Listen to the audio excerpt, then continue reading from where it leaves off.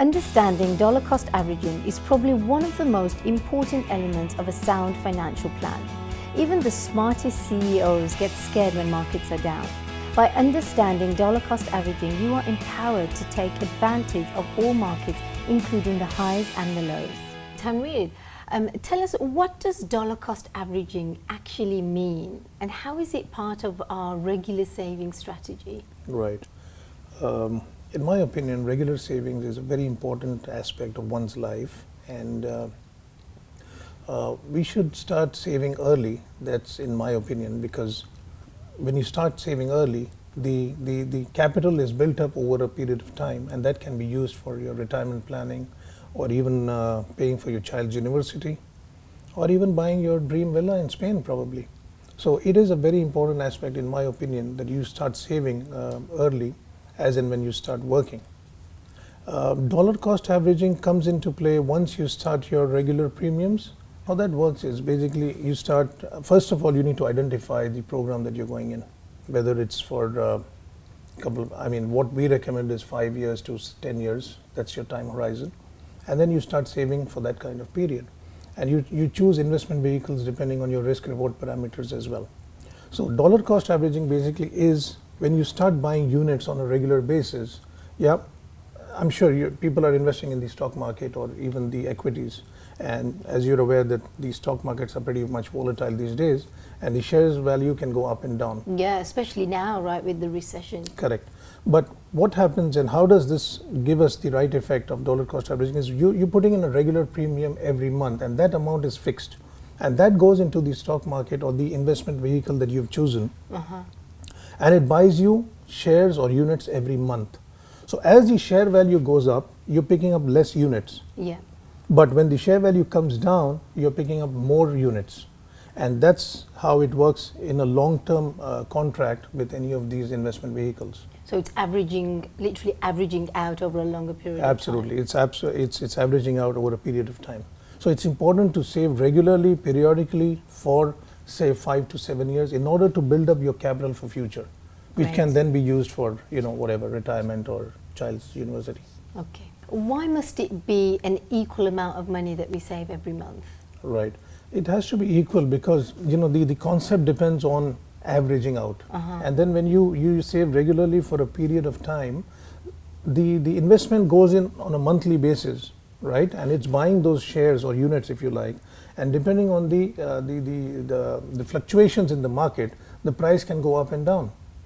So when the price is down, you're picking up more shares or units, and when the price goes up, you pick up less. So over a period of time, you're actually averaging out the number of units that you have purchased.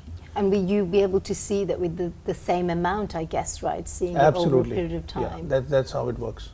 So the way to work out that equal monthly installment, there is a set criteria, if you like, where we can, then find out how can a person save on a regular basis. So one of them is identify your future goals.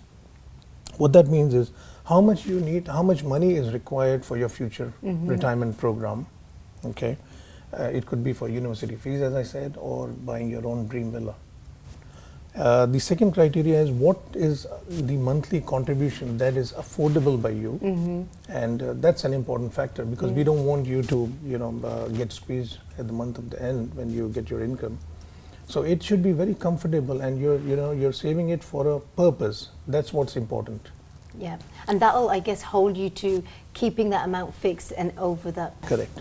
And the third criteria, in my opinion, is the time horizon, which is very, very important. So say suppose you're a young couple and you come to Dubai and you're working here and you're 30 years old and you want to retire at age 55. So you've got a good 25 years to start saving for that retirement goal of yours. So time horizon is very important as well. And the fourth point, in my opinion, is the investment vehicle that you're using.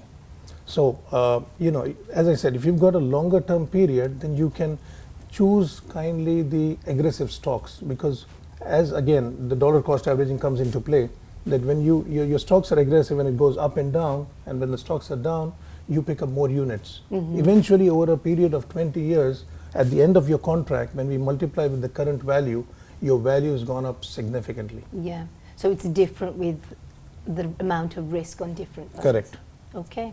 So you mentioned time frames. Yes. So tell us really sort of how long is it that we need to be investing for to benefit from dollar cost averaging? Right. As you're aware that any market or any given market, in my opinion, 5 years is a time where the markets go up and down, and that's a good time frame to really start investing your money and see the ups and downs. And again, the dollar cost averaging comes into play when the markets are down and they're volatile. And as I said earlier, the market goes down, you pick up more shares or units, and when it goes up, you're picking up normal units. So is there more value when we go to 10 years and 15 years? Absolutely. The longer the period of the contract, you can choose more aggressive shares, and that's where you make the dollar cost averaging effective for your future goals. It sounds complex. Share an example with us so we can see how it works. As I said, the contract should be between, in my opinion, again, 7 to 10 years. And then when you have these kind of contracts, you can choose your investment funds, if you like. And when the markets go down, you're picking up more shares. So, but the concept here is regular savings at the fixed interval and the same amount that goes into buying those securities. So you're showing us here on $100, for example. Yeah, $100 invested in 10 years. So you're investing $100. Let's say, example, the price of the security is $10. So 100 divided by 10. First month you're picking up 10 units. Okay. Second month, if the security goes down, say by 50%, I know it's aggressive, but if it goes down to $5, what happens is your contribution is the same. So $100 divided by 5 is you're picking up 20 units for that particular month. And then the third month, if it picks up again, and you say the security has gone up to $20, but your contribution remains the same. So $100 divided by $20 will give you 5 units. So in effect, in 3 months, you've got 10, 20, and 5. That's 35 units. So that's what they mean when you're buying at discount price. Absolutely. The great thing about dollar cost averaging is that it takes away the worry about when the best time is to invest. And it's as simple as that.